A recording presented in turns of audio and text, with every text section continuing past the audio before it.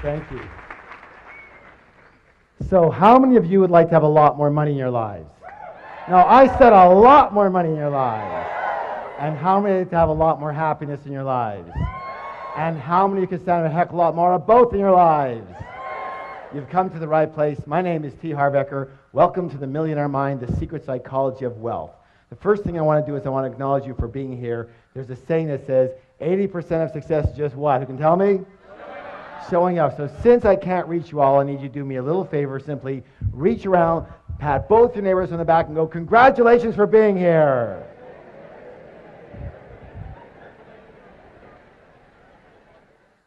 It takes a lot of courage to really have a look at your life sometimes and admit what's going on. And most of us, well, we're not the best admitters, are we? Kind of reminds you of this story about this lion who's walking along the path of the jungle. And he comes across a monkey. And he goes, hey, monkey, who's the king of the jungle? And the monkey goes, you are, sir, you are. He goes, that's right, and don't you ever forget it.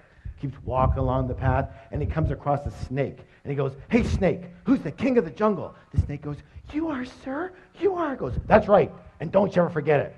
Keeps walking along the path, comes across a great big elephant. He goes, hey, elephant, who's the king of the jungle?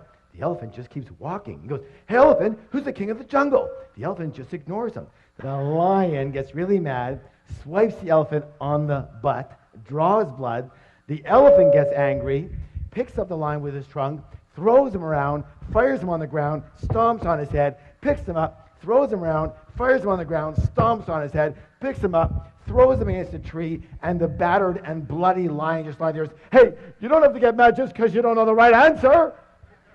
Hey, you might as well laugh now because it don't get any better, okay? Anytime I do any training, I have 2 rules. How many rules? 2. How many rules? 2. Thank you. The first rule is really important. It says this: don't believe a word I say. Now, in all sincerity, why would I suggest that? That's right. Whose experience can I come from? Thank you. Just my experience. It doesn't make it right. It doesn't make it wrong. It doesn't make it true. And it doesn't make it false. It just makes it my experience. All I can let you know, however, is that the information and principles you're about to learn here tonight totally transformed my life and has now transformed the lives of literally thousands and thousands and thousands of other people. Is it okay if I tell you just a little bit about myself?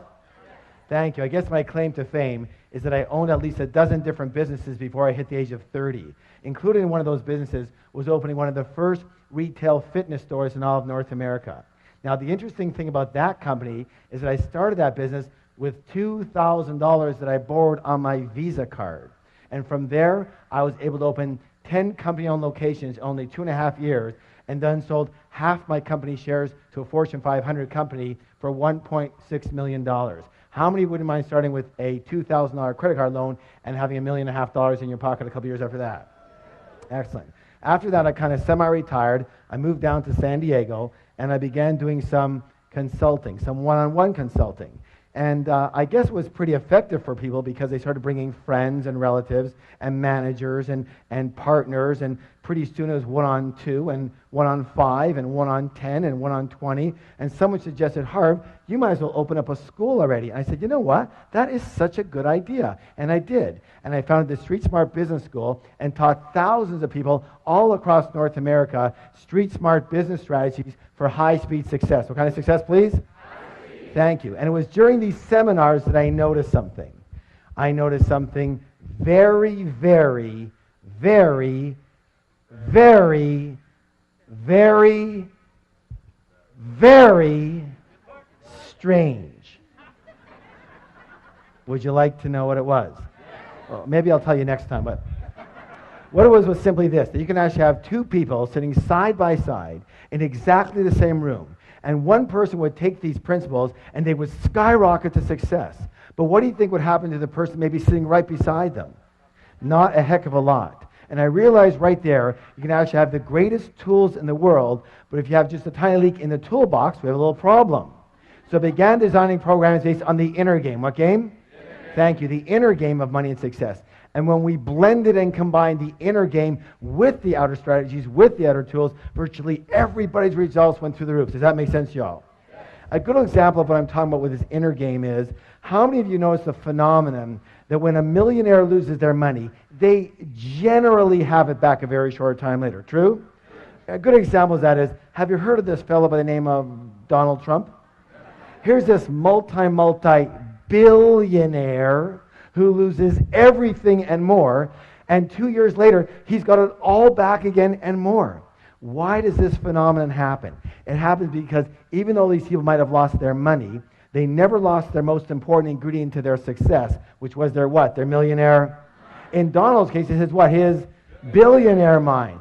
Do you realize that Donald Trump could never, quote unquote, just be a millionaire? Let me ask you your opinion. Are you willing? How do you think that Donald Trump would feel if his net worth was $1 million? Yeah, he'd feel poor. He'd feel broke, right? Now, listen, this is the most important thing you could ever learn. That's because Donald Trump's financial thermostat, his what? Is set for, everybody pick your finger up right here. Fingers up. Make it be with me. Billions, not millions. Most people's financial thermostat is set for, fingers up, thousands, not millions. Some people's financial thermostat is set for, fingers up, hundreds, not even thousands. And some people's financial thermostat is set for, thumbs up, below zero. They're freezing and they don't know why. Which brings us to the psychology of wealth. It's very important to realize that we live in a world of duality. A world of what? Thank you. Help me out here. In and out. Give me some examples. Black and white, hot and cold, back and forth, left and right, up and down. Excellent. Excellent. Take right and left. Is it possible to have a left side without a right side? Left of what? You see, they're a comparison. So just as there are outer laws to money, therefore there must be what? Excellent. You know, the fact is that most people do not reach their full potential. Most people are not successful. 80% of individuals will never become financially free in the way they would like to be financially free. And 80% of individuals will never claim to be truly, truly happy. And there's a reason. Would you like to know the reason? The reason is very simple. That most people are a little on the unconscious side. They live only on a very superficial level of life, only based in the visible world, only based in what they can see. Now, a good example I'm talking about here is, we're going to call this the tree of life. Tree of what? Life. Excellent. And on this tree grows what? Fir. Who said fir? Fruits. What's the word? Fruits. So we take a look at the fruits of our life, which are our results, right? And we don't like them. They're too small. They don't taste good. There's not enough of them, right? Well, what do we tend to do? Don't we tend to focus more and more of our energy and focus on those fruits, on those results? Yes? Except for one thing that we forgot. What is it that created those particular fruits? It's what? It's those roots that create those fruits. It's what's under the ground that creates what's above the ground. It's what's invisible that creates what's visible. True or true? Is that sometimes or all the time? Let me ask you a question. Is this the way it is in nature or not? Yes. Are you a part of nature? Yes. Then it may be the case that it might be the same with us, yes? Yes. All right, very good. So, the most important thing that I think people need to realize that they just don't seem to get taught anywhere is that we don't live in only one realm alone. We live in at least 4 different worlds at once. We live in the mental world. What world? The mental world. We live in the emotional world. What world? We live in the spiritual world. What world?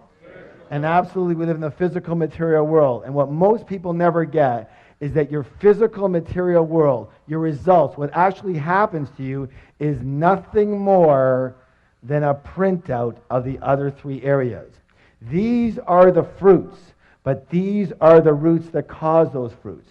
This is your result, but these are your causes. Does that make sense? Yes? This is what's above the ground, but this is what's below the ground. This is what's visible, but this is what's invisible that causes what's visible. So, it boils down to this, that money in the real world, the real stuff, money, the physical reality, is nothing more than a result. It's a what? Result. Money is a result. Wealth is a result. Health is a result. Illness is a result. Your weight is a... We live in a world of cause and E. Let me ask you a question. How many of you ever heard anybody allude to the fact that a lack of money was a little bit of a problem? Anybody ever hear that? Let me say this right now. A lack of money is never, ever, ever, ever, ever a problem. It's never a problem. A lack of money is merely a symptom. What's the word? Of what's going on underneath. Lack of money is just the result. What is the root cause? Meaning that the only way to permanently, what's the word please? Permanently change your outer world is to first change your what? You know what? We're going to give that some energy by doing a declaration together. Who can tell what a declaration is? A statement that we make what? Out loud. Thank you. And, you know, why does that work? And let me just put it this. I'm not going to get into the whole situation around it, but everything is one thing. Everything is energy. What is it? Energy. What is it? Energy. Everything is energy. And all energy travels in what? Frequencies and vibrations. So when we make a statement out loud, we are sending a vibration, A, into the universe, and B, if we put our hand on our heart, on our chest, we feel the vibration of that specific statement throughout the cells of our body. Yes or yes? Yes? You know, I know for a lot of you, you're thinking, oh my God, is this ever hokey? But the way I figure is this. I'd rather be really hokey and really rich than really cool and really broke. How about you? All right, please stand up. Let's have some fun. Let's have some fun with it. Good job. Now, here's what I want you to do. Put your hand on your chest, on your heart. Sir, your chest, not her chest. Come on, let's go. And simply repeat after me. My inner world creates my outer world. My inner world creates my outer world. Again. My inner world creates my outer world. One more time, twice as loud. My inner world creates my outer world. Now, turn to somebody, look them in the eye, give them a high five and say, you have a millionaire mind. I wanted to share with you something called the process of manifestation. The process of what? All right, help me out here. Your thoughts, lead to your feelings, which lead to your results. Excellent. One more time, all together. Your thoughts lead to feelings, lead to... I'm very well known for making the following statement. And the statement is even on the very back of the book that we've been talking about. And it says this. It says, give me 5 minutes with anyone, and I can predict your financial future for the rest of your life. How? Very simply. In a short conversation, I can identify what's called your money blueprint. Money what? Blueprint. Thank you. Each of us has a personal money blueprint already ingrained in our subconscious mind. And my friends, it is this blueprint, more than anything and everything else all combined, that will determine your financial life. You can know everything about business. You can know everything about marketing, about negotiations. You can be the best salesperson. You can be the best at your job. You can know everything about finances. You can know everything about stocks. You can know everything and every strategy about real estate. But if your money blueprint isn't preset for a high level of success, you will never, and I repeat, never amass a large amount of money. And if by chance you do, you will either quickly or slowly lose it. It's very simple. It boils down to that. And the good news is you can actually change your blueprint. Good? So let's talk about the blueprint so you understand it. How is your blueprint formed? The blueprint is formed specifically based on the information. The what? Thank you. The information or programming you received in the past, especially as a young child. Who are some of the primary sources of this information? Parents. Good. Who else? Teachers. Yes, religious leaders. Good. Good. Friends, grandparents. Good. Yes, media. Very good. Culture. Let's take culture. That's a good one. Isn't it true that certain cultures have a certain way of thinking and dealing with money? Yes. And other cultures have a completely different way of thinking and dealing with money? Yes. And let me ask you a question. Does the child come out of the womb doing it that way, or were they taught how to do money that way? Thank you. Put your hand on your chest. Repeat after me. I was taught how to do money.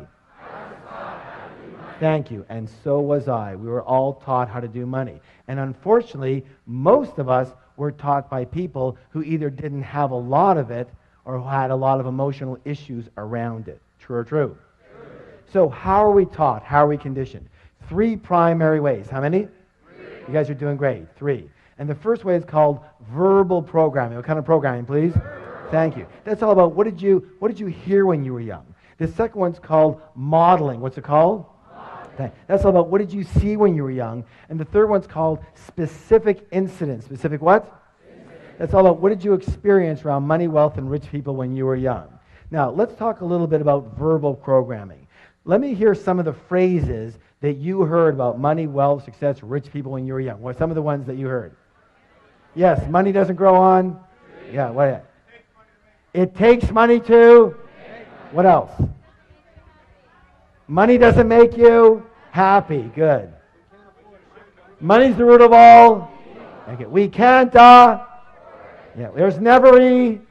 Rich people are greedy, criminals, crooks. Wonderful. That's perfect. That's perfect. Yeah. You can't take it with you, right? Spoken like a true spender. All right. Do you want to hear my father's favorite? Anytime I asked him for anything, he'd growl at me and go, "Hey, what am I, made of money?" I used to joke around with him. I go, "I wish. I'll take an arm, a leg. I'll take a baby finger, Dad." He never laughed once. Never once. Let me say this. All, what's the word? All. Each and every statement you heard when you were young, every one of those is lodged in your subconscious mind and part of the blueprint that is running your financial life. Let's talk about the next one, modeling. Here's an interesting one. What were your parents or guardians like in the arena of money when you were growing up? Did one or both of them manage money well, or did they mismanage money? Were they spenders or were they savers? Were they shrewd investors or were they non-investors? Did money come fairly easily in your household, or was it always a struggle? Let me ask you this. Was money a source of joy in your home too? Or was it a source of bitter arguments? Why are we talking about this? Because there's a saying that says this: monkey see monkey, and humans aren't far behind.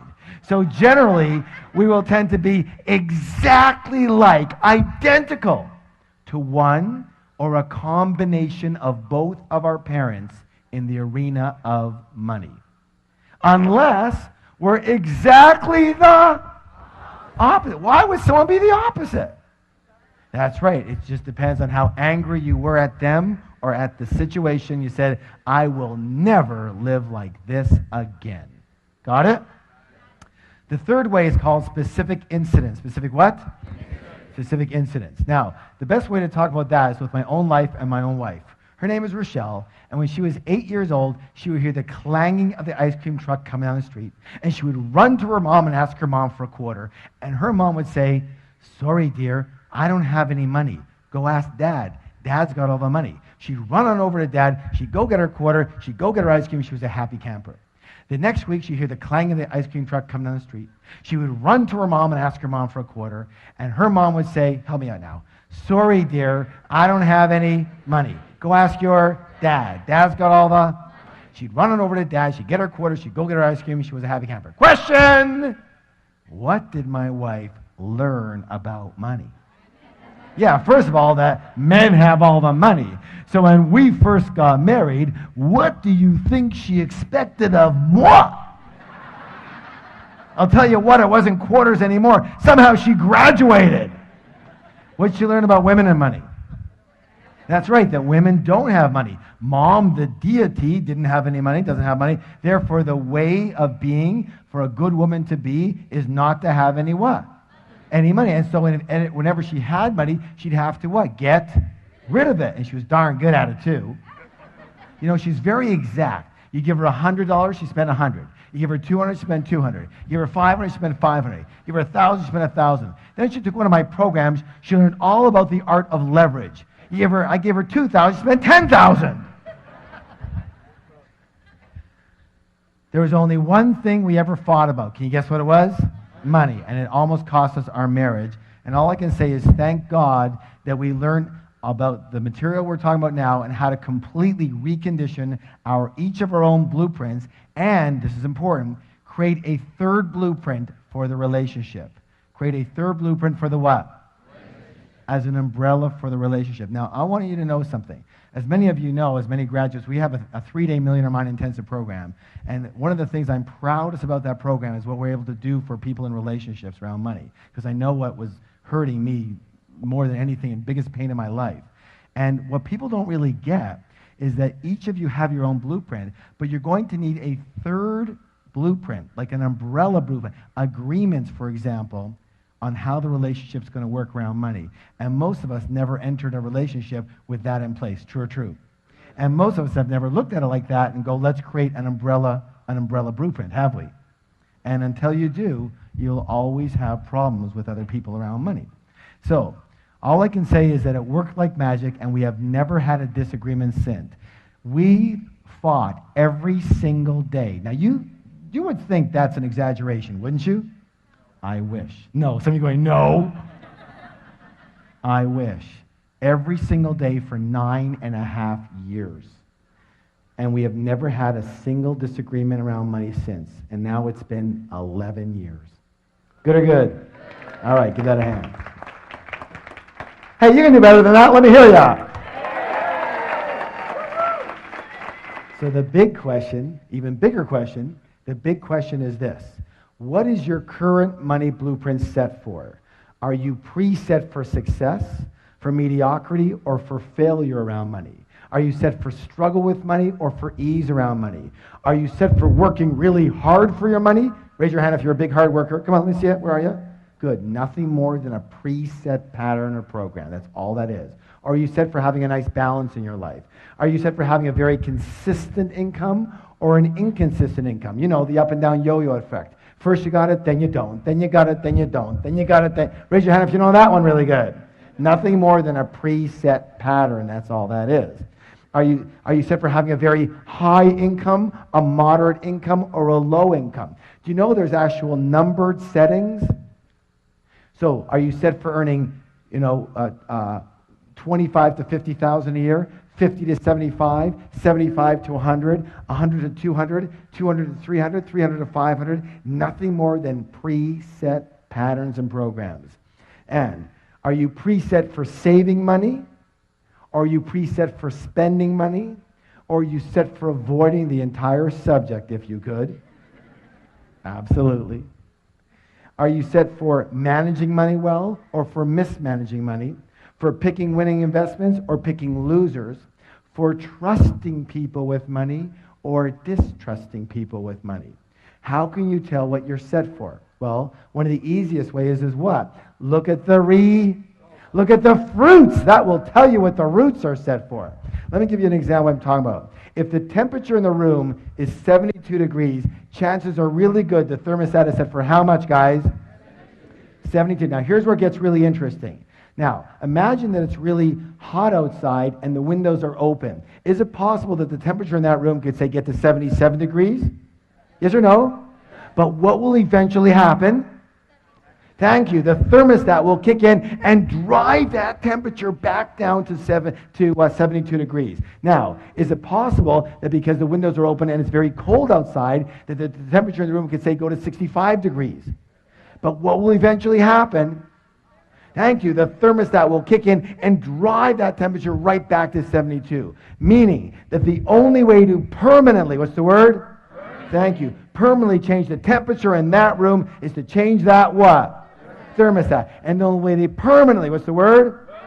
Permanently change your money life, your financial results, is to change your money what? Thermostat, otherwise known as your money blueprint. Does that make sense to you?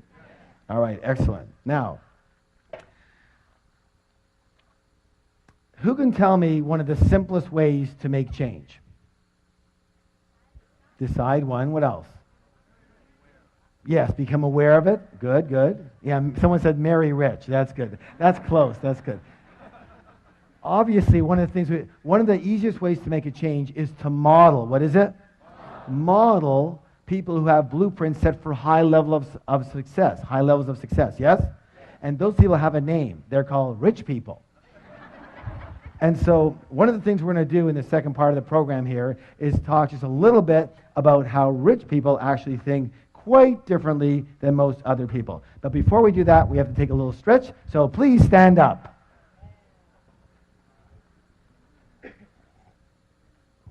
All right. Raising your arms nice and high. I want to hear a big, big groan. Let me hear you. Oh, good job. And this way. Oh, louder.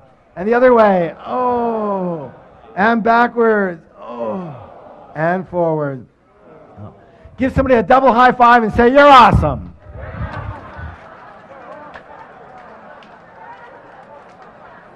And have a seat. Have a seat. All right, let's get into some of these things that are lots of fun. So, the first way that rich people think quite differently than most poor and middle class people, and when I say poor and middle class, I mean the mentality more than necessarily the result. Of course, it depends on that, yes? All right, so let's go this one. Rich people believe what? I create, one more time, twice as loud.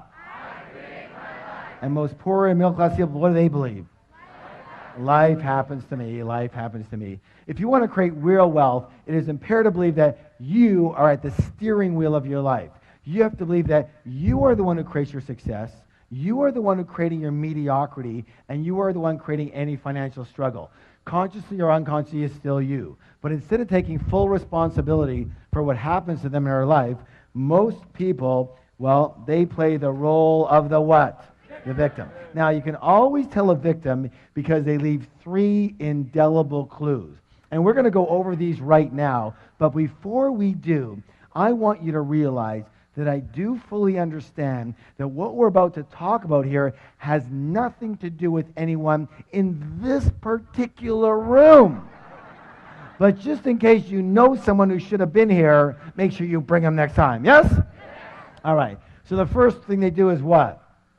They blame. That's right. They blame the economy. They blame their type of business. They blame the stock market. They blame the real estate market. They blame the city they live in. They blame the taxes. They blame the government. They blame their employer. They blame their employees. They blame their manager. They blame customer service. They blame their partner. They blame their upline. They blame their downline. They blame their husband. They blame their wife. And of course, everybody wants to blame their parents for something. Or the next thing they do is they do what? Thank you. They justify their situation by saying something like, well, you know, money's not that important. Let me ask you a question. If you said that your husband or your wife or your boyfriend or your girlfriend wasn't that important, would they be around for very long? I don't think so, and neither would what? You know, neither would money. And people come up to me in my major seminars all the time, and they'll walk up and they'll say something like that. They'll say, well, you know, Harv, money's not that important. And I'll go, you're broke, aren't you? And they'll go, well, right now I'm a little short. No, not right now, always. You've always been broke, yes or yes. And they go, of course they're broke. Of course they're broke. If you didn't think having a motorcycle was important, would you buy one? Would you have one? Of course not. If you don't think having a pet parrot is important, would you buy one? Would you have one? Of course not. If you don't think money's important, would you have any? Of course not. You know, you can actually dazzle your friends with this information. The next time your friend comes up to you and says something lame like that, here's what I want you to do. I want you to roll your eyes up into here and look up into the heavens and put your hands up here on your forehead and go, you're broke. And they're going to go, how did you know? And you're going to go, what else do you want to know? That'll be $50, please, and you'll have a whole new business. Of course they're broke. Let me just say this for the record. Anybody who says money is not important doesn't have any. True or true? All right, now, the third one here is absolutely imperative. What's it say, please? Complain. Let me say this right now. Complaining is the absolute worst possible thing you could do for your health or your wealth. The worst. Why? Well, one of our other programs is called the Wizard Training. What kind of training? And that's all about how do you manifest what you want with elegance and joy versus a lot of struggle. And the way to do that is using universal principles. And so you can be in alignment with the laws of nature instead of fighting against them. Does that make sense? All right. And one of those principles I'm sure you heard of, and it says this. I want you to repeat it. It says, what I focus on expands. Let me hear you. What I focus on expands. One more time. What I focus on expands. Tell somebody else, please. Excellent. Now, here it is. Let me ask you a question. When you are complaining, what are you focusing on? What's right with your life or what's wrong with your life? And since what you focus on expands, what are you now going to get more of? What's right with your life or what's wrong with your life? Absolutely, you're going to get more of what's wrong with your life. When you are complaining, you are actually attracting crap into your life.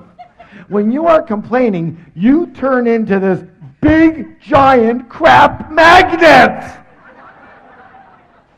And have you ever heard that complainers, they usually say the same thing, say, well, of course I complain. Look how crappy my life is. And now you know better, so you can say, no, it's because you complain that your life is so crappy. Shut up and don't stand near me. So I'm going to give you some homework. Are you willing? An action plan. Now, here's what I want you to do. For 7 days, how long? No complaining. Not out here and not in here.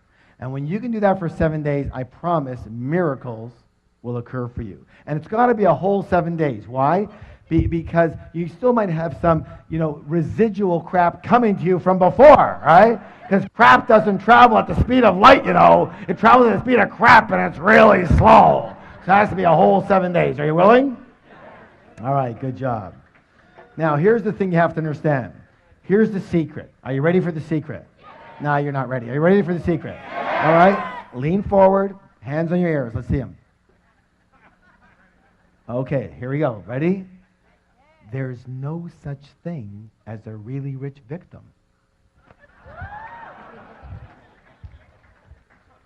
Yet being a victim definitely has its rewards, doesn't it? What's the big reward people get out of being a victim? That's right, they get attention. Is attention important to most people? It's the most important thing to most people. Why?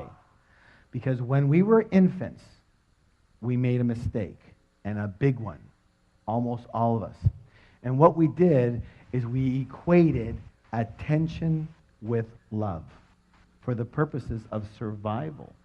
But they're not the same at all. Does that make any sense? And because of that mistake, most of us really don't even know about true love. We know about what's called ego love, meaning we love another person for what they do for us versus who they are, having nothing to do with us. And worse than that, we love ourselves for what we do for us. In other words, when we're good, we love ourselves. And when we're bad, we don't love ourselves. True or true? Okay? And that's the biggest problem we have with most people today. And let me say this again, that at the 3-day Millionaire Mind Intensive, and I know a lot of you have been there, one of the blessings we have is this ability to be able to disconnect those two so that you truly love another person for who they are, which means you can truly love yourself for who you are and accept yourself the way you are right this moment. Good or good? Good. And that's another blessing that we have. And so, as I said, there's no such thing as a really rich victim. So in order to stay a victim and get their attention, these people make darn sure they never get what? Rich. So here's a choice. You have a choice. You can be a victim or you can be rich, but you can't be both. You have to choose. And let me say this right now, and I hate to be so graphic about it, but we came here to learn, yes? Yes. All right. So everybody go like this with your finger. Put it over here. Watch. Every time you blame or justify or complain, you are slitting your financial throat and your happiness throat as well. And people, well, if they want to be around you, there's something wrong with them too.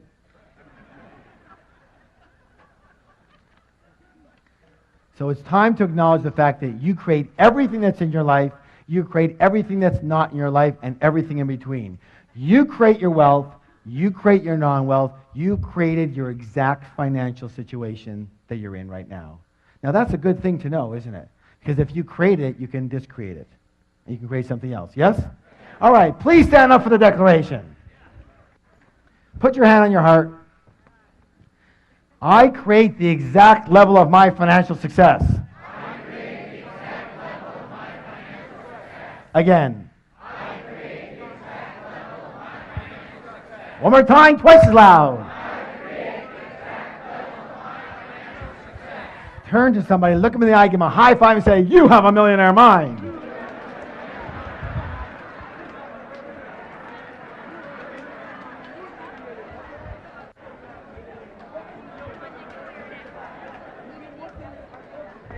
And have a seat. Good job. All right, here's another one. This is very important.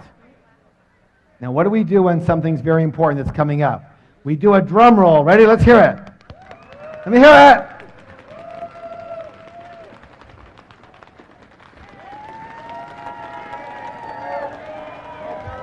it. Good job. Rich people play the money game to what? Win. And most poor and old class people play what? Not to lose. Not to lose. Oh my goodness. Most people actually play the money game on defense versus offense. Let me ask you your opinion here. Again, in sports or any game you play strictly on defense, tell me, what are your chances of actually winning that game? How many people say pretty slim and none? And what are your chances of winning the game big? Impossible. True? And that's the way most people play the money game on defense versus offense. You know, their primary concern for a lot of people is survival and security.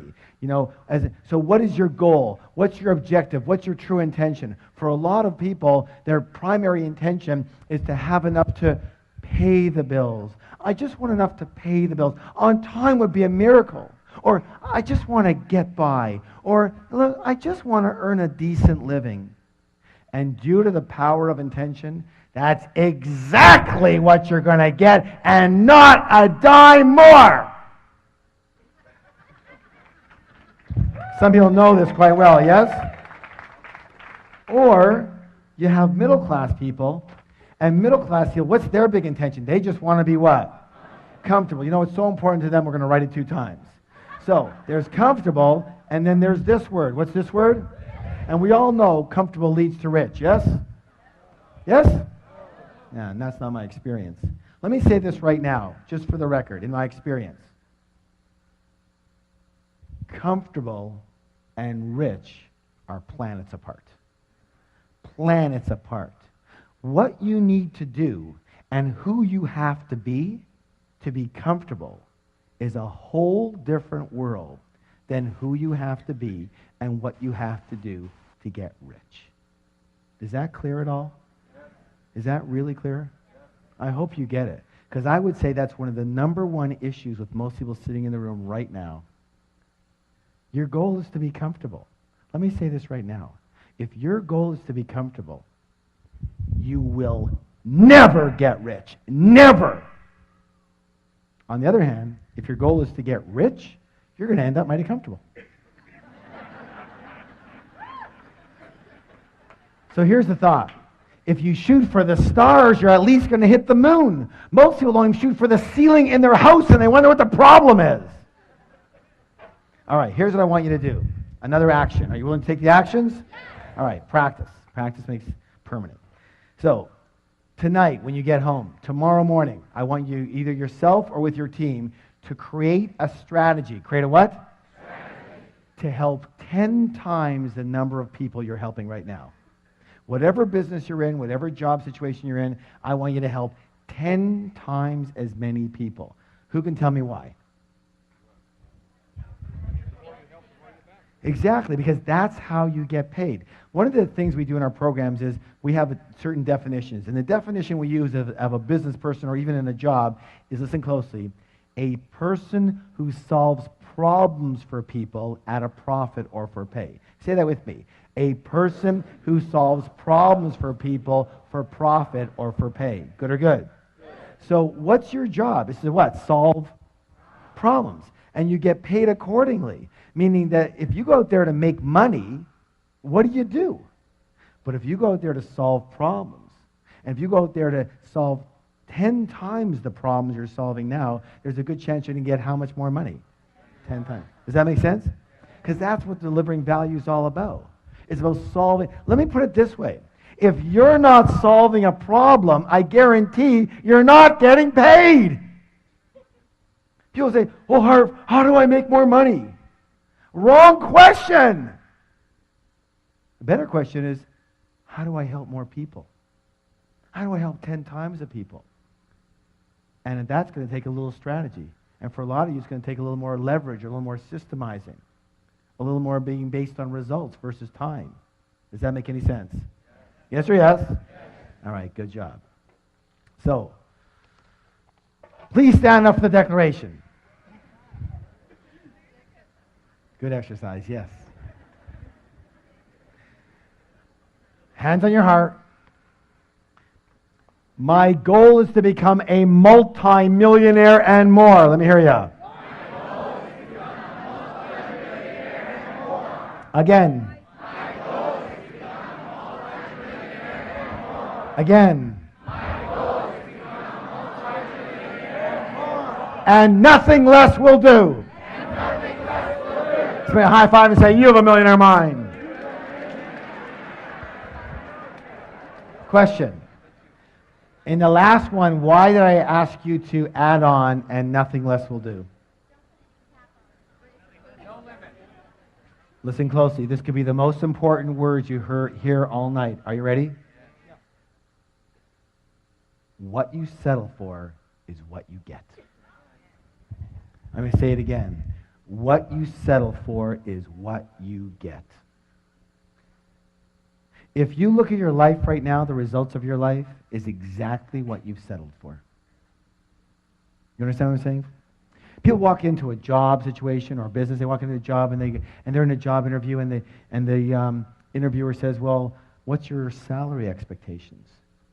And they go, $250,000 a year. And the guy goes, "What? This job pays $30,000. Really? So find me another job. It pays me $250,000. See, if you are only willing to do what it takes to earn $250,000 a year, that's all you'll accept. And you will keep on hunting and searching and creating the strategy until you get there. But if you are willing to take $30,000 and be comfortable and get by, that's it. You're done. Does that make any sense at all? Yes. What you settle for is what you get. Say it. What I settle for is what I get. Tell somebody else, please. Good job. All right, let's go to the next one here. This one here is a simple one and really short. Listen closely. Rich people always think the word what? Both. And most everybody else thinks what? Either or. Either or. As in, either I can be rich or I can be spiritual. Either I can be rich or I can be good and kind. Either I can be rich or I can be generous. Either I can be rich or I can have my health. Either I can be rich or I can have time for my family. Either I can have money or I can have love. Either or, either or. All that is called scarcity thinking. What kind of thinking? Scarcity thinking. And the answer to all of those is what? Both. Both. Listen. Listen. You're smart enough. You're intelligent enough. And you are creative enough to create a strategy that works for you in your life. And if it's not working on day one, you readjust it until it's working on day two. The answer is what? Both. What is it? Both. Both. Absolutely. You can be kind and generous and loving and spiritual and compassionate and really, really rich. Good or good?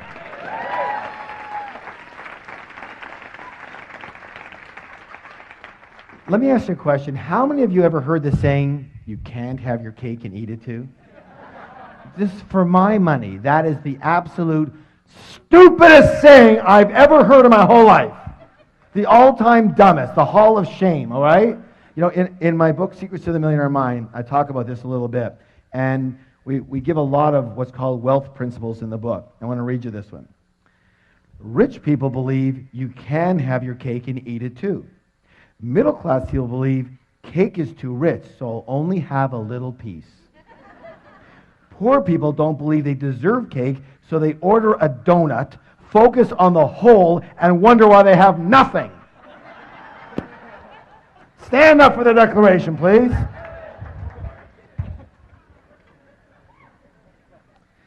It goes like this. I can be kind, generous, and loving, and still be really, really rich.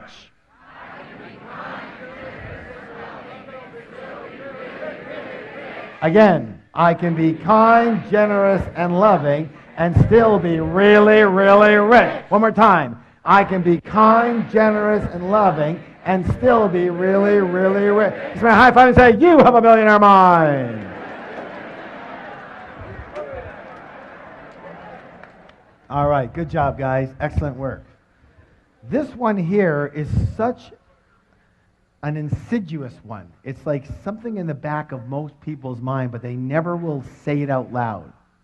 And it's one of the biggest blockers of all the blockages of wealth. Are you ready? Yeah. Rich and successful people admire and model. What's the two words? Admire other rich and successful people. And what do most everybody else do? They resent the heck out of them, yes or yes? Most poor and middle-class people often look at other people's success with resentment or jealousy or envy, or they snip, they're so lucky, or they whisper naughty things under their breath. You have to realize something so simple, that if you view rich people as bad in any way, shape, or form, and you want to be a good person, then you can never be rich. You can never be rich. You can never be rich. So, you have to practice. Say, I have to practice. So instead of resenting rich people, I want you to practice admiring rich people. I want you to practice blessing rich people. I want you to practice loving rich people. That way you unconsciously know that when you get rich, other people will what? They'll admire and bless and love you instead of resent the heck out of you. Much better for creating wealth. Yes or yes? Yes. You know, I want to share with you a philosophy that completely transformed my life. Are you willing to hear it? Yes. It's from the Huna philosophy. Where does Huna come from? Hawaii, thank you. And it simply says this. Bless that which you want. Say it with me. Bless that which you want. Bless that which you want. So what that means is this. If you see somebody with a beautiful home, bless that home and bless that person. If you see somebody with a beautiful car, bless that car and bless that person. If you see somebody with a beautiful family, bless that family and bless that person. If you see somebody with a beautiful, wonderful business, bless that business, bless that person. Why? Because anything that you negate, you can never have. Never. Does that make any sense? And you got to watch it. It's so quick, isn't it? It's so quick to do a little tinge of resentment, to negate them. And meanwhile, you know you can't have it after that. So, I have a little practice for you on this one. Next time you see somebody coming out of a limousine, I mean, someone who's got some money, obviously. Not some party kids with 48 people in the limo. Prom night! No, you know what I'm talking about. I want you to walk over to that person coming out of that limousine. I want you to shake their hand. And I want you to say, thank you. Thank you for being an excellent role model for me for creating success. Thank you for being such an excellent role model for success. Are you willing? All right, please stand up for the declaration. Hands on your heart. I admire rich people. I bless rich people. I love rich people. I study rich people. And I'm going to be one of those rich people too. Turn to somebody, give them a high five and say, you have a millionaire mind. You know, we're talking a lot about rich people, getting rich, being rich.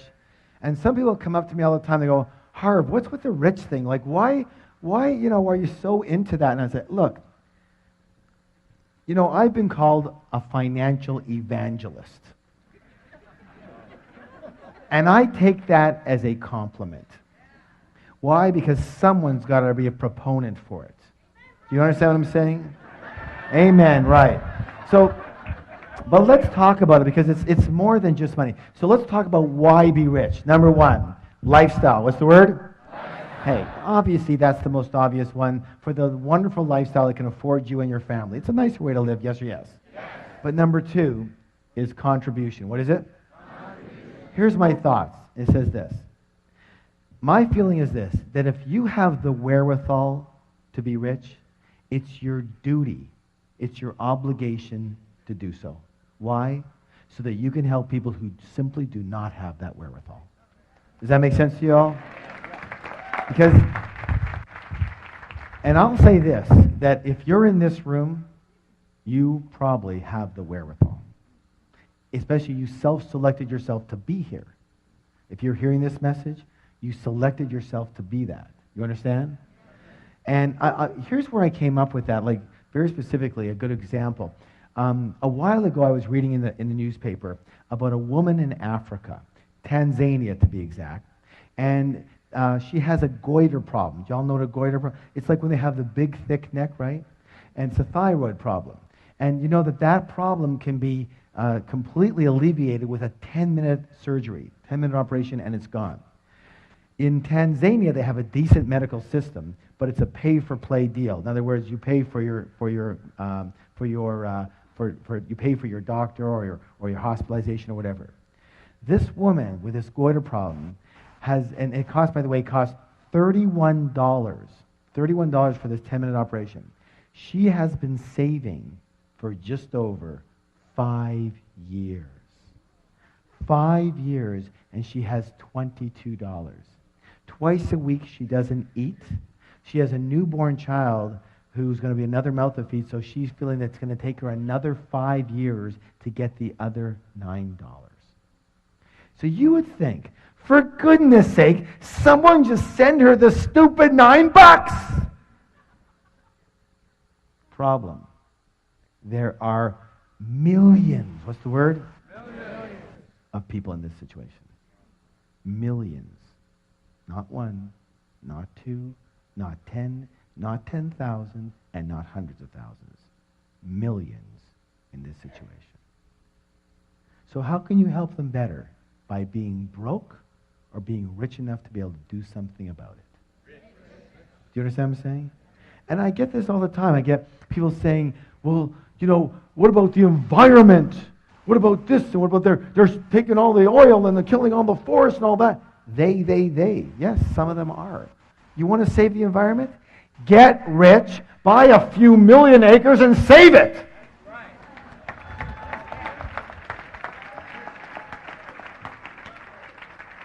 You're going to have some power and control over your land. Do you understand what I'm saying? Yes or no? Yes. Take responsibility is what I want to say on that. Okay, this one over here, one more here. This is critical. The third reason is for what? Who you have to become in order to create wealth. In other words, who do you have to be in character, in virtue, in traits? How big do you have to be to get rich versus, being broke? And there's certain characteristics that it takes to be incredibly successful. Because what creates success? And isn't it one of the things being one of the best in your field? Yes or no? Yes, yes or no? Yes. Absolutely. Who do you have to be? What do you have to know? Who do you have to be in character to be the best at what you do in order to get paid the most? Does that make sense to you? So who do you have to become? It's a learning process. And that brings us to the next way that rich people actually think quite differently and are quite different than most other. Rich people are what? Bigger than their problems. What is it? Bigger than their problems. And most other people are what? Smaller than their problems. Smaller. And the secret, guys, I want you to hear something right now. If you will just understand and take action on this one right here, I promise you, mano a mano, heart to heart, your life will just skyrocket. It will go to a whole other level, and you'll see why in a moment. Are you ready? Yes. Listen closely. The secret to success, my friends, is not to try and avoid or get rid of your problems. The secret to success is to grow yourself so you are bigger than any problem. We got the size of you, and we got the size of your problem. And let's do a little scale here. So here we are. Here's you and here's your problem. And we are dealing with, say, a level 5 problems. But you happen to be a level 2 person. Question, is that a big problem or a little problem? That's a big problem, right? But let's say you grow yourself to, say, be a level 8 person. Same problem. Big problem, little problem. Little problem. Now let's say you work with us and you grow yourself to be, say, a level 10 person. Big problem, little problem. No problem. It doesn't even exist in the realm of your mind as a problem. You don't see it as a problem. It's just something to take care of, yes or no? Yes. Let's test this out. How many of you have ever been in a conversation with somebody who's talking about their problem and you go to them and you go, I don't see the problem here. Raise your hand if you ever had that happen. Everyone's had that happen. Everyone. Because at that point in time, they are smaller than their problem. So it's not about the size of the problem, it's about the size of you. There's always going to be problems, yes or yes? There's so many times in this business, and I'm sure in your business, but when you get to a higher and higher level, you know, the responsibilities become greater. The amount of money invested becomes more. You have, you know, we have 140 employees. You know, there are staff people. There's, you know, huge overheads and lots and lots of what? Quote unquote problems. And my wife says to me all the time, Harv, why did you choose such a hard business? And I go, it's not about the business. It's about me. Because if I can't handle the problems here, you think I can handle the problems there? Because problems are going to be with you all the time. True or true? True. And running away from them or playing small because you don't want any problems? That's crazy. Let's face it. We're going to have quote-unquote problems. But the size of those quote-unquote problems will depend on the size of us, not the problem. Raise your hand if you've ever felt like, I don't want to get into the big leagues because there's so many problems there. I just want to have a nice, simple life. Raise your hand. Be honest. Come on. More than half of you in here. How's it working so far? You still have the problems, but you're broke. That's the biggest problem of all. True or true?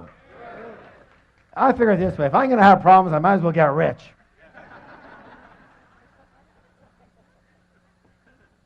All right. So I'm going to give you a little anchor. Who knows what an anchor is? An anchor is what? A trigger so you can remember something. So here's what I want you to do. From now on, every time you look at something you perceive as a major problem in your life, here's what I want you to do. Are you ready? I want you to do this. Mini me, mini me, mini me, mini me. So you can remind yourself that if that's a big problem, you must be very small right now. And you better put your attention where it belongs. What? On the problem or on you? On you. That's right, on you. And you don't give up, and you don't get taken out, and you don't bail out, and you don't say, well, this is too hard. I want to do something different. How many have ever said something like that? How many say something like that almost every day? It's not the size of the problem. Have you heard the saying, fortunately or unfortunately, you take yourself with you wherever you go? That's That's what my answer is to my wife. How could you choose such a hard business? It's not the business, it's moi. True or true? True. If it's hard, it's because I made it hard. If it's easy, because I make it easy. If it's successful, it's because I made it successful. If it's unsuccessful, it's because I made it unsuccessful. True or true? True. Doesn't just happen to us. So, the fact is that your wealth can only grow to the extent that you do. So the goal is to grow yourself so you can handle any problems that get in your way of creating wealth, and just as importantly, keeping your wealth once you've got it. And who knew that would be an issue? You know what? This is only reserved for certain people in this room. People who have or have had a lot of money and know that it's one complete world to make it. And it's a whole other world to keep it. True or true? That is a whole other world. And again, it's not about the it. It's about you. It's about you. And so, really, you're like a container. Say, I'm a container. I'm a container. And if the container is small, but the money is big, what has to happen? That's right, the money goes. The money goes. Do y'all understand that? Let me say this again. If you, the container, is small, but somehow the money is big, what has to happen? It doesn't fit. It has to go somewhere else. True or true? So you have to grow yourself so you become a big, big container so you can attract and hold money. And one of the things we do in our programs is we focus on not only growing yourself as a container, but consistently growing yourself. Because if you want raise your hand if you want your money to consistently grow. Remember, your money can only grow to the extent that you do. So if you want your money to grow, who has to grow? I do. Now you got it. Now you got it. Now you've got the root. You have to keep up with the money. Let me put it another way. Your money has kept up with you. I'll say it again. Your money has kept up with you. If your money's here, it's because you're here. Does that make any sense? If your money's here, it's because you're here. If you're here and your money's here, it's going to have to meet you. It'll always grow to the extent that you do, and always come down to the extent that you are. Raise your hand if you've ever heard stories about people who are doing really well and then they messed up in their relationships, messed up with habits or with drugs or alcohol, and what happened to their money? Always comes down to meet them. No or no? Yes? Your money is at the same level you are, my friends. And that's not a derogatory thing. That's to make sure you start to focus your attention where you need to. Personally, I always looked outside of myself. Once I do this marketing thing, and once I understand this real estate, and once I do this, and once I... But it wasn't about any of those things. It was about the size of me. Was I able to attract and hold and grow the money? True or true? I hope you get it. Now, so, like I said, you must grow yourself to be a big container so you can attract and hold big wealth. And here's the beautiful thing about it. If you are a big container, if you are a big person, and your intention is to have wealth, a lot of money, but right now you don't have it, guess what has to happen? What has to happen? The money has to come. Why? Because it's a universal principle. And the universal principle says that the universe abhors a vacuum and will rush in to fill any space that's created for it. And if you're a big container, but you only have a little money right now, the money has to come if that's your intention. True or true? You know, it reminds me. Good. That's good news, isn't it? You keep working on you. You're on the right track. You're on the right track here. You know, my favorite plant is the Chinese bamboo plant, along with that line. Why? Because this is a very interesting plant in that you plant the seeds and you look after the first year, there's nothing there. And you look in the second year, and there's nothing there. And you look in the third year, and there's nothing there. You say, forget it. Somehow the seeds didn't take hold. I've got no tree here. In the fourth year, there's nothing there. But in the fifth year, All of a sudden, you see a little sprout.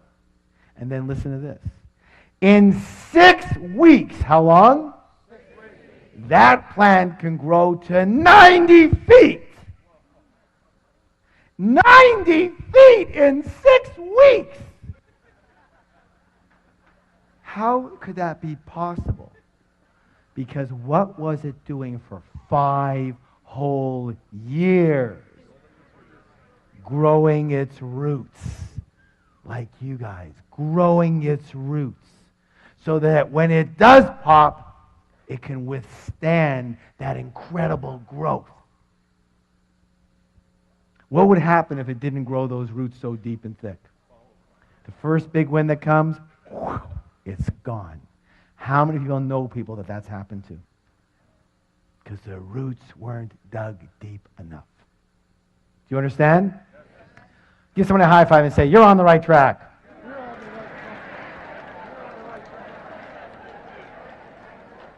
That's why it's so imperative that you keep learning and growing. Learning and what? Growing. Because listen closely. This is very important. Because if you're not growing, you're automatically what? Dying. I'm saying it again. If you're not growing, you're what? Dying. If you're not sure that's a scientific fact. I'm not a scientist, but ask any scientist and any person who's involved in physics. Raise your hand if you have a plant or flower at home.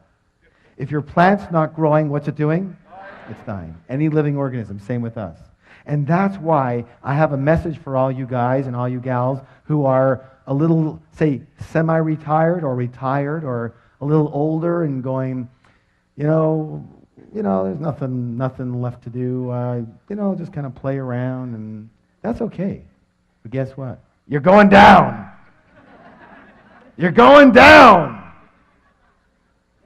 If you're not growing, you're what? Dying. That's why being comfortable sucks. That's why it sucks. Because you can't stay comfortable. You can't stay stagnant. You're either going up or down. It's a dynamic universe. Yes or yes? Yes. So forget comfortable. You keep on growing. Well, I don't want to kill myself. What does that mean? I don't want to kill myself. What do you think? To grow, you have to kill yourself? No, being comfortable and stagnant, that kills you. It's not these either-or stuff, these words I don't want to kill myself. I'm never going to have time for anything. Well, why don't you create time for things you want to do and create time for business and create time for your family?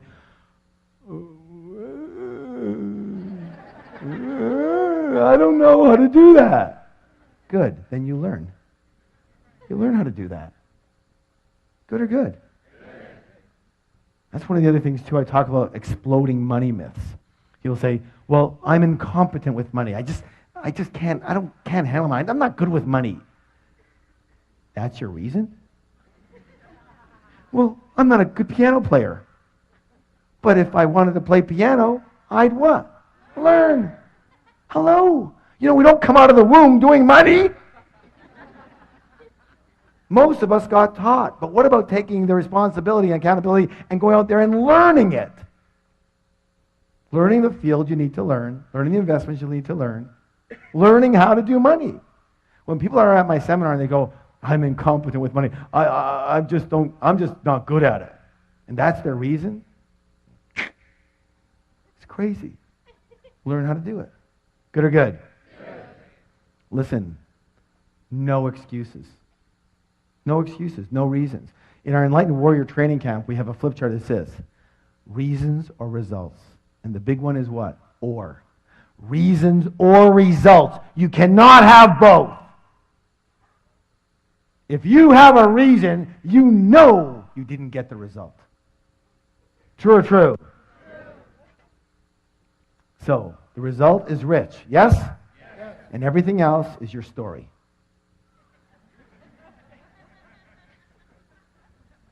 It's just not the right time now. Thanks for sharing. That's great.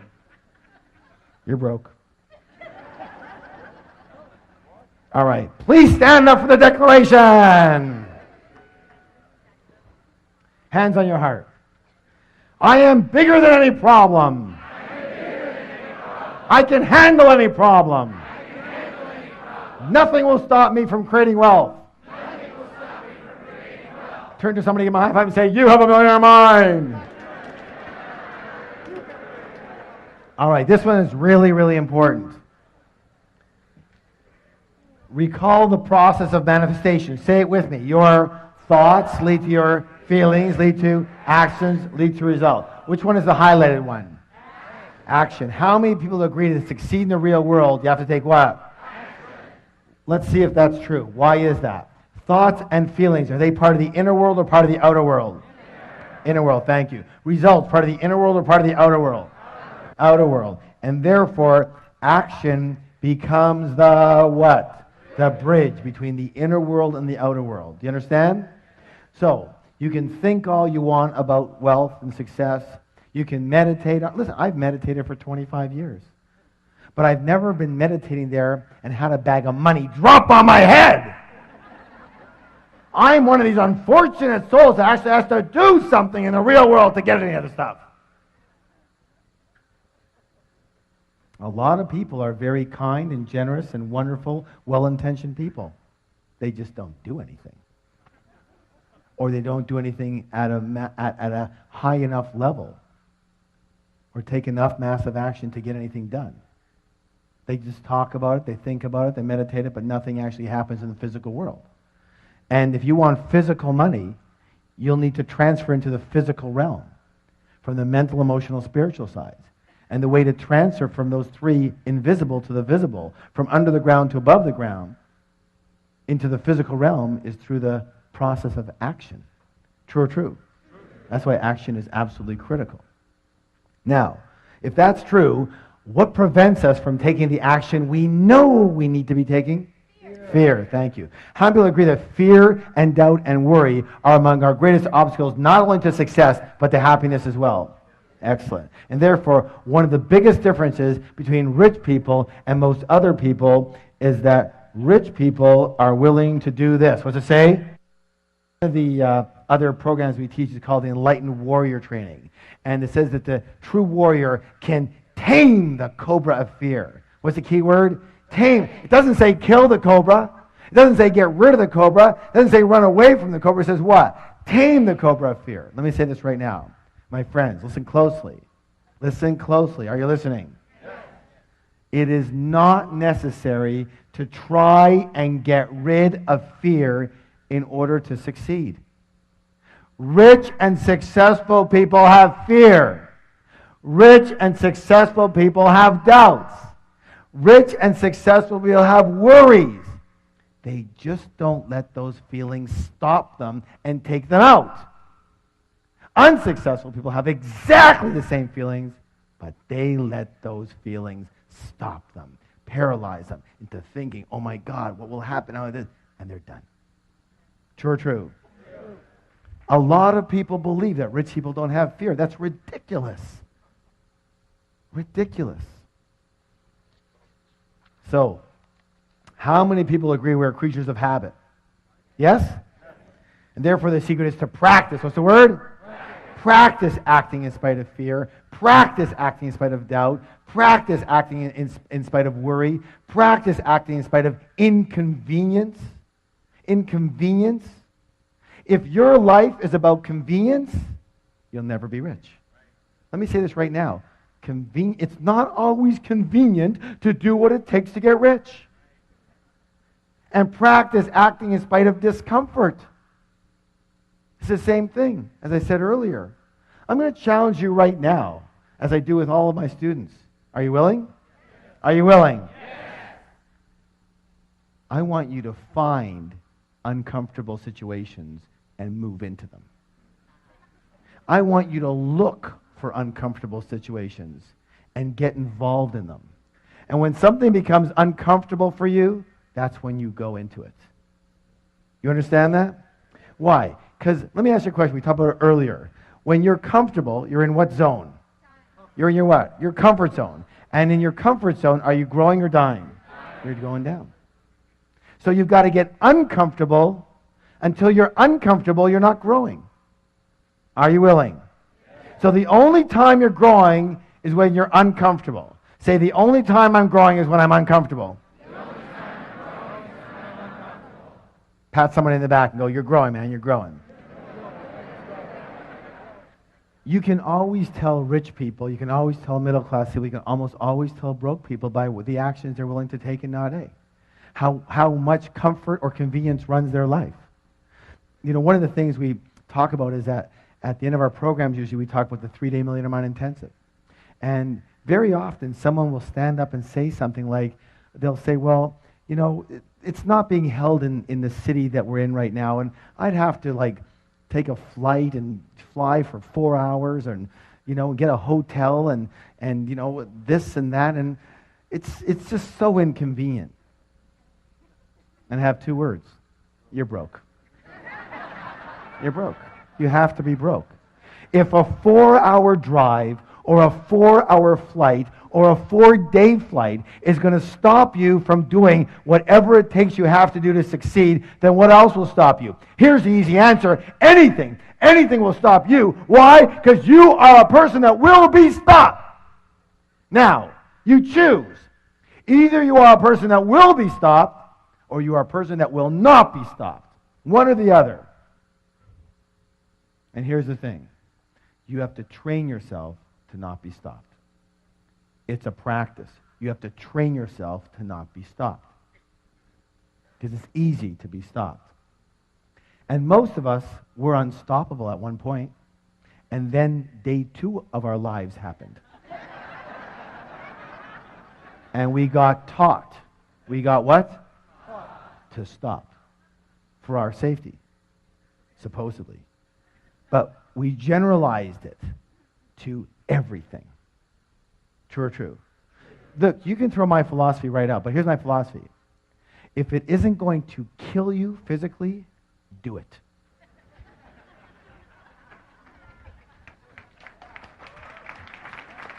Just do it.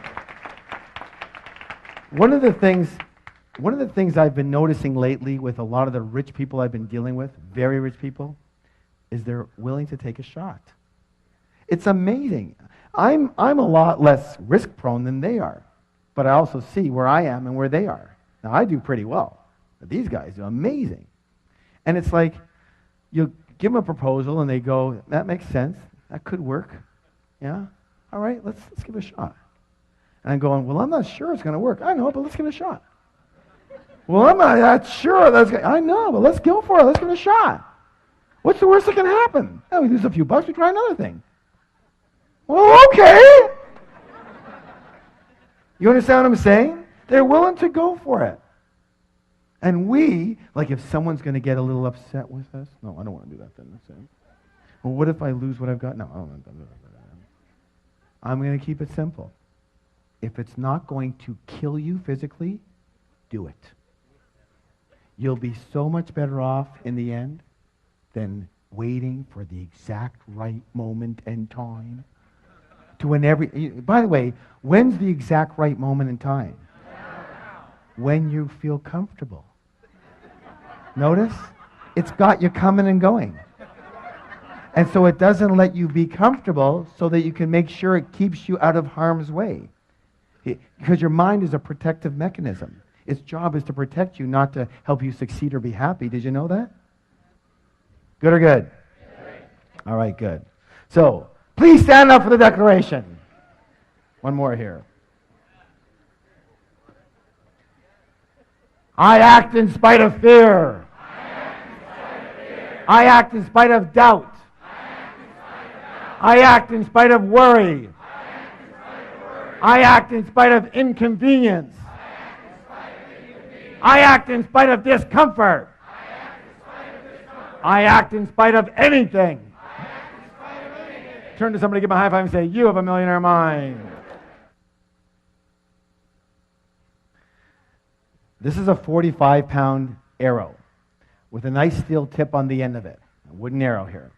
And in a moment, I am going to pick one of you to come up here and break this arrow in a highly unusual way.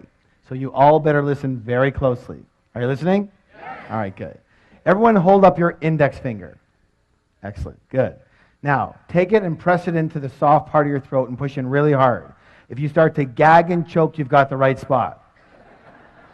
That's where you'll be breaking the arrow. Now, the arrow break is a metaphor. What is it? It's a metaphor, symbolizing breaking through an obstacle that's happening in your life. So let me show you what this is going to look like. Michelle, if you can come up here, that'd be awesome. What this is going to look like.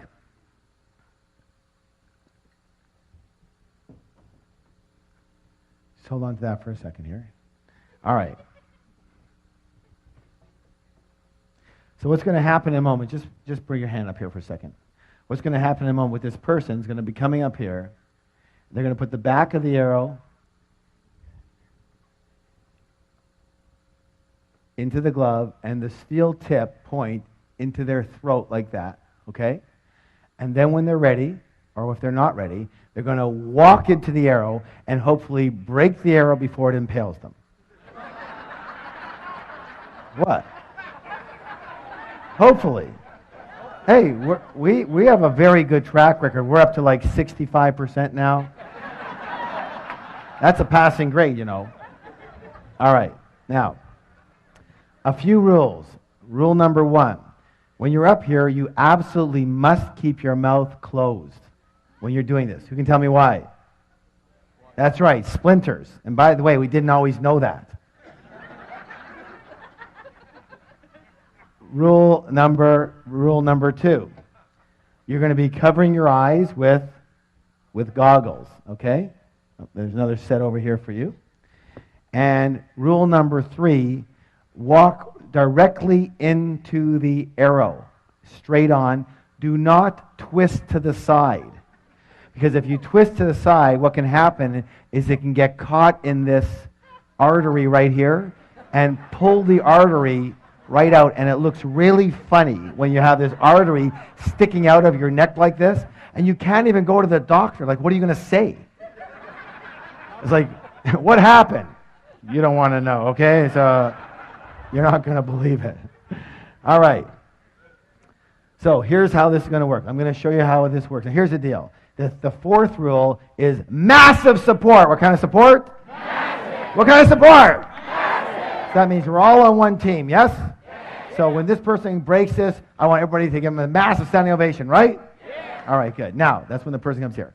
Let's talk a little bit about, let me show you how this is going to work, all right? So I'll do a little demonstration for you. So here's the deal. If I break the arrow, if I break the arrow tonight, I want massive round of applause. Yes? If the arrow happens to break through me tonight, I want someone to pick up the phone, turn it on, and call 911. Yes? All right, are you ready? All right. These things are sharper than they used to be. No wonder I don't do this anymore.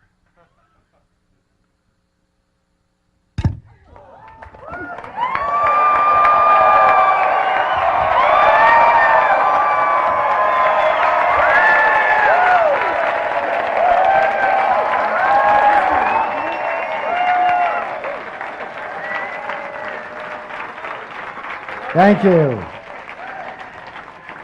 Excellent. Have a seat. Oh my gosh, look what I found. A steel arrow.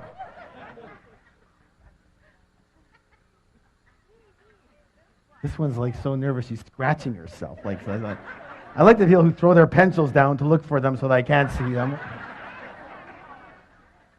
Who's never done anything like this, but has something, hold on, as I said, hold on. This is a metaphor. A metaphor. It means it's something that you are trying to break through tonight. Never done anything, would be scared to death to do this. Would be totally scared. Doesn't look too scared to me. Are you? Okay, come on up here. Give a round of applause. Okay. What's your name? Nicole, okay? Yeah, the first thing we have to do, Nicole, is take care of some legal work. Here you go. Here you go. So you're going to sign a release form. Seriously? Yeah, seriously. Are you kidding me? So print your name over here. It basically says that we accept no responsibility for your death or injury. Okay. And the date today is what? Okay. I can't even write. You had a nice neck. And just sign your name over here. And are you here with somebody? Yes. Okay, so your mom is here, okay. And she let you come up here? She doesn't know? Yeah. Put your phone number there. And again, unfortunately now, because of some recent situations, you have to put an emergency contact here.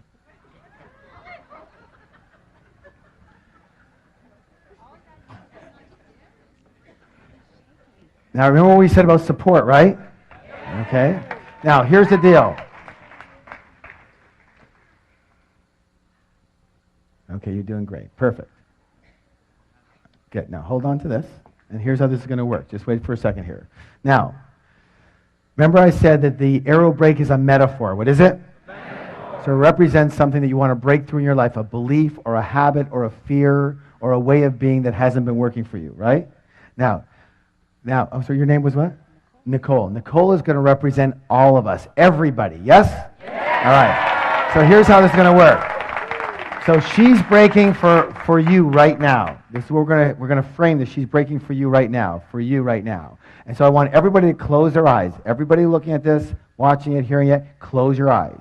And I want you to determine what is it that you want this arrow break to mean for you. What does it represent? What does it symbolize you breaking through in your life? What specific fear or doubt or concern or belief or habit or way of being or situation does it mean you breaking through as a metaphor in your life? And come up with one. And the same with you, Nicole.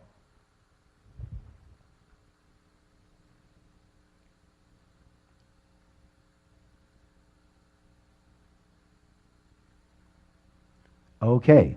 Please open your eyes. And let's hear from Nicole. What was it here for you?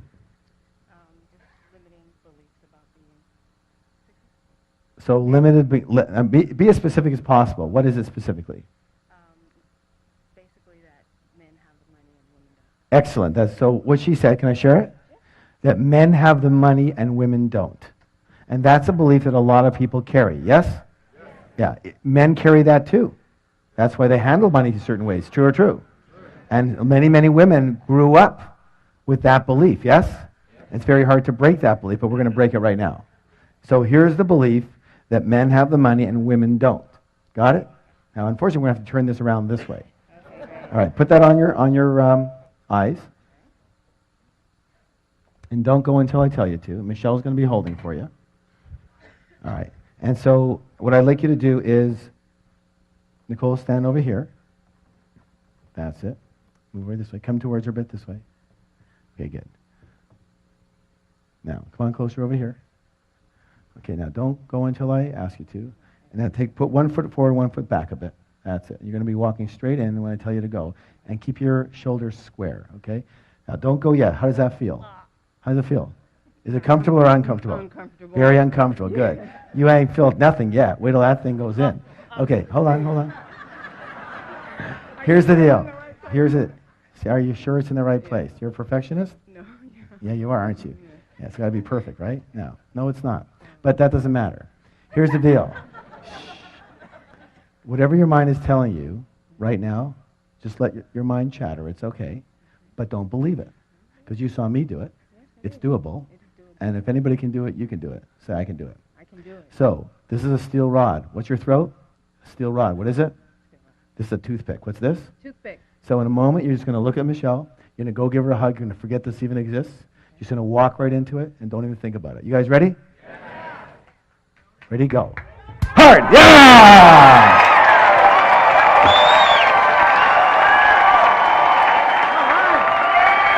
Yeah, girl. Hold those up. Hold those up. Hold it up.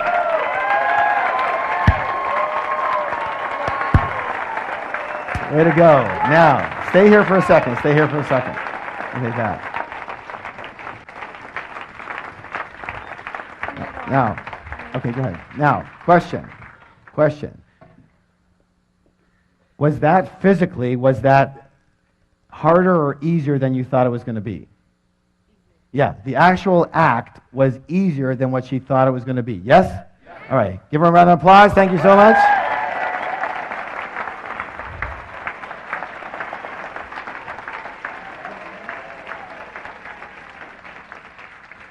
Let me talk about your mind right now. Remember, she said it's easier than she thought it was going to be. And let me say this right now. I'm going to guarantee that 99.999% of all the things you think that you can't do, that are going to be way too hard, too many problems, are easier than you think they're going to be. Raise your hand if that's ever happened for you, where your mind has made something up to be, oh my God, and then when you did it, it was like, what was the big deal about? True or true? Let's talk about that. Let's listen closely. Your mind is the greatest soap opera scriptwriter in history. It makes up incredible stories, usually based in dramas and disasters, of things that never happened and things that never will. Mark Twain said it best. He said, I've had thousands and thousands of problems in my life, most of which never actually happened. It's very important. One of the most important things you can ever understand, is that you are not your mind. Say, I'm not my mind. You are much bigger and greater than just your mind. Your mind is a part of you, like your hand is a part of you. Your hand isn't you, but it's a part of you. You wouldn't introduce yourself as your hand, would you? Hi, I'm my hand. What if you had a hand that was much like your mind? It was scattered all over the place. It was constantly beating you up, and it never shut up. Yada, yada, yada, yada, yada, yada, yada. In the car, yada, yada, yada, yada. In the shower, yada, yada, yada, yada, yada, yada. What would you do if you had a hand like that? Cut it off. No. But it's a very powerful thing. What would you do with it? That's right. You learn to want to control it. You learn to train it. You learn to manage it. True or true? And that's the critical piece. Training and managing your own mind is the most important skill a human being could ever own. Do you understand this? I'm saying it again. Training and managing your own mind, that voice that you so believe, is the most important skill you could possibly own. For with that skill, you truly will be successful, and you truly can be happy. Do you understand this? Because I'm going to say this right now, and a lot of them are going to shoot me for it. But there's only one thing that can stop you. The voice. Not yourself. The voice. The voice. That you've bought into that that's who you are. That voice is not you. It's simply a part of you. That it's the protective mechanism part of you. Its job is to protect you. It's like the sentry on a ship. It's not there to be the social coordinator, the success coordinator, the happiness coordinator. That's not its job. Your mind is a survival mechanism. And its primary purpose is to protect you, which means to keep you where you are. It's like an overworried mother. It's doing its job way too well, but we buy into it. What would your life be like if you had an overworried mother constantly ragging on you? No, no, no, no, no. What would your life be like? You would be so contracted and small, you'd never do anything. True or true? True. Yet to an extent, we're all like that. We're listening. We're buying the voice of protection when there's no need to do it. That voice is not who you are. You are much bigger than that. When Nicole came up here, she was shaking. She couldn't even, that's what what was her mind telling her? Oh, what did I get myself into? Why did I do this? You're so stupid, Nicole. Why do you? Well, maybe she didn't say quite that, but something like that. And then she's doing it, and we're pushing it, and she goes, oh my God, like this is way harder than I thought. And her mind goes, blah, blah, blah, blah, blah, blah. And then she goes, boop, no problem. And isn't that the way it is? Yes or yes? So, let me say this right now. In my book, Secrets of the Millionaire Mind, the final wealth file, number 17, says this.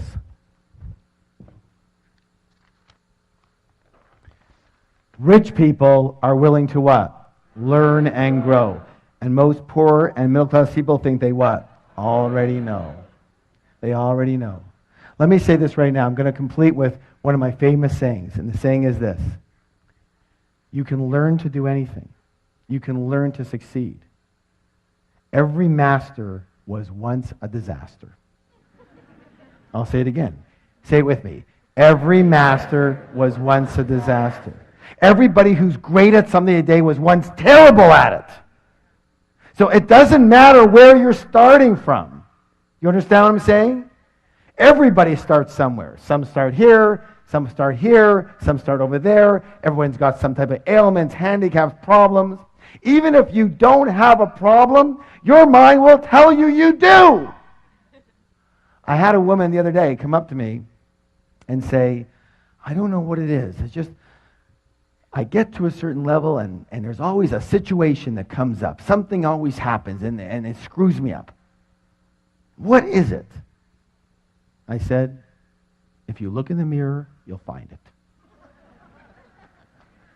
It is so easy to determine people's obstacles because there's only one of them right there. The voice in your head that stops you, tells you no, gives you doubt, and suffocates your life. And my blessing and my promise to you is if you challenge that voice and stop believing everything it tells you and just go for it anyways, in spite of fear, in spite of it chattering, you will soar to a level you have never experienced before in your life. So how many of you realize that your mind is a very powerful force? It can work for you or it can work what? Against you. The rule is really simple. If you are earning less than $50,000 a year and you want to earn $100,000 or more, you're going to have to change your money blueprint. Money what? Blueprint. If you're earning $100,000, you want to earn $200,000, you have to change your money what? Blueprint. If you want to go from $200,000 to $500,000, you have to change your money what? Blueprint. If you're earning good money but you're not managing it well, you have to change your money what? Blueprint. If your income is inconsistent, you have to change your money what? Blueprint. Excellent. Good. If you work way too hard and you want to be able to earn as much money or more with more balance, you have to change your money what? Blueprint. If your investments aren't zooming, you have to change your money what? If your business isn't booming, that's a result. You have to change your money what? If you have money and you want to make sure you keep it and you grow it, you have to change your money what? Excellent. And unfortunately, your current money blueprint will tend to stay with you for the rest of your life unless you identify it and you change it. And that's exactly what we do in an extraordinary 3-day program called the Millionaire Mind Intensive. It's changed the lives of thousands and thousands and thousands of people all over the world. And if it's okay with you, I'd like to tell you just a little bit about it and give you 2 critical principles. Fair enough? All right, listen closely. The first part is called winning the money game. What's it called? There are proven strategies for creating fast financial freedom, and you have to know them. Millionaire Mind Intensive, you're going to learn exactly how rich people play the money game so you can do what? Model exactly what they do. Let me ask you a question. If you had a parent, let's say a father, for example, that when you grew up, your parents were extremely rich. But not only were they rich financially, they were rich emotionally, spiritually, they were kind and loving, and they taught you the ropes of how to do money. How many of you think you could be doing a lot better right now? Exactly. Exactly. And that's what you're going to be able to do. Rich people have a very specific way of playing the money game, and you're going to learn to do exactly what they do. And this includes learning how to create massive amounts of passive income. Raise your hand if you believe passive income is important. Someone tell me why. What's the word? Freedom. Thank you. Freedom. What's the word? Freedom. Without passive income, you can never be what? Free. Now, here's where it gets interesting. This is why almost all the other trainers out there send their students to us. Did you know that just about everyone is programmed not to earn passive income. Not to earn it. Programmed not to earn it. You're not sure? Maybe we should test this out. Let me ask you a question. When you were 12, 13, 14, 15, 16 years old, and you needed money, what did your parents say to you? Did they say, well, then go out there and earn some passive income? Did they say that? What did they do? Go to work. Go get a... And that's exactly what we did. We went to work. And we learned, what's the word? We learned that we work for money. We learned to have money, you must what? Raise your hand if you were taught that. Everybody was taught that. Yeah, and hard too, for a lot of you. But money comes from work, yes or no? And so that's the dendrite. That's the neurological pathway. That's the path of least resistance in your brain. And it's unnatural and completely unfamiliar and discomfortable for your brain to know passive income. It doesn't work for it. And so what happens is either people don't start in that arena, or if they do start, they get a little ways and then they sabotage themselves to go right back to 72 degrees. What the thermostat is set for, which is working for money. Do you understand that?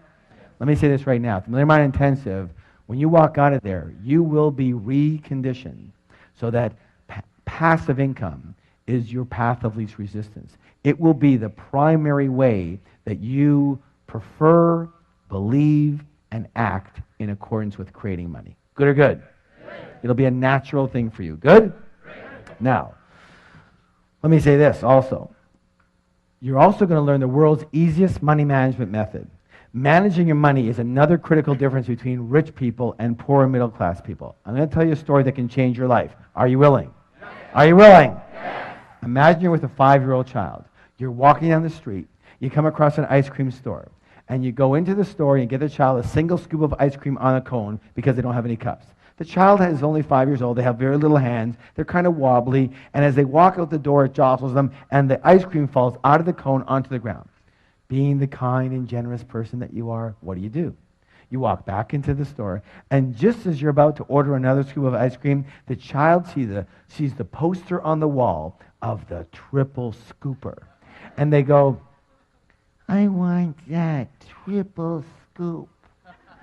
And now, being the kind and generous person that you are, do you now get them the triple scoop or not?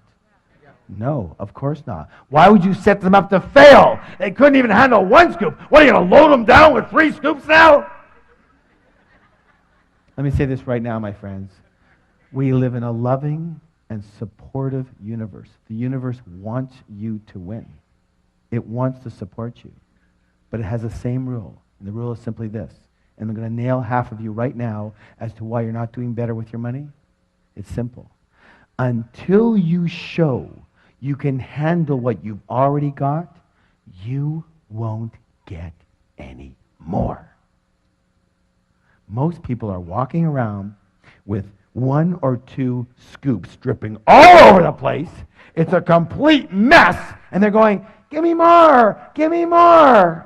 And the universe is going, why? I gave you more. Look what you did with it. Some of you are laughing nervously. Let me say this right now. You're going to learn the simplest, easiest, most effective way to handle money that you've ever seen in your life. A 5-year-old can do it, and 5-year-olds do it. And when you start handling your money like this, when you simply show whatever you believe in, whatever universal power, whatever yourself, your inner self, whatever you want to show, when you simply show that you can handle what you've already got, even if it's just $1, you watch.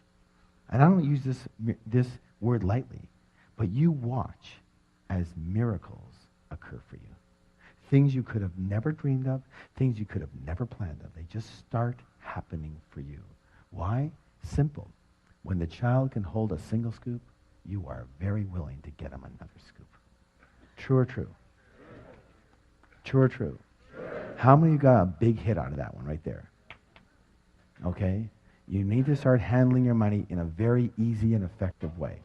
Now, in short, you're going to learn a step-by-step method for winning the money game so that you never have to work again unless you choose to. Raise your hand if you'd like to have that choice. Raise your hand if you'd like to have the choice a lot sooner than later. then we'll see you there. Now, part 2 is the inner game, conditioning yourself for natural and automatic success. And in this section, listen to this, we actually identify your current money blueprint. And using several extremely high-impact processes, we actually change your blueprint right on the spot, right there, right on site, right on the premises, right that weekend. We don't teach you how to change your blueprint and send you home to change it. Why? Because you won't. Why? Because we're creatures of what? Habit. Now, here's the thing. Did you know that there's 2 kinds of habits? How many? 2. How many? 2. There's doing habits, but just as importantly, my friends, there's not doing habits. And everything you're in the habit of, everything that you're not doing right now, you are in the habit of not doing it. So we can send you home with anything, but you're not going to what? Do it. So we don't wait for you to go home. We do it right there on the spot.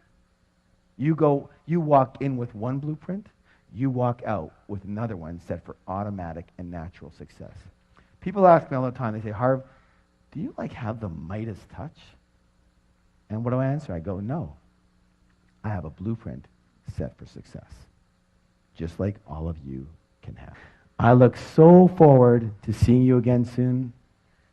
I hope I've served you in some way. Thank you so much.